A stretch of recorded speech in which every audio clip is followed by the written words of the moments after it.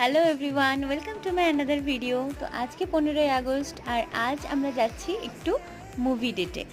আর আমরা দেখতে যাচ্ছি স্ত্রী 2। যেহেতু আজকে 15ই আগস্ট ইন্ডিপেন্ডেন্স ডে, তো আজকে দিনটা ছিল ছুটির দিন। তো আর স্ত্রী 2 এর রিলিজ ডেট ছিল 15ই আগস্ট। তো আমরা প্ল্যানটা আগে থেকেই করেছিলাম যে আমরা এই দিনেই যাব। তো আমরা যখন গেছিলাম তখন প্রায় লাঞ্চের টাইম হয়েই গেছিলো। তো আমরা ভাবলাম খাওয়া দাওয়া করবো, দেন আমরা মুভি থিয়েটারে ঢুকবো। তো যাই হোক, সামনেই একটা মশলা ধোসার শপ ছিল, যেখান থেকে আমরা মশলা ধোসা খেয়েছিলাম।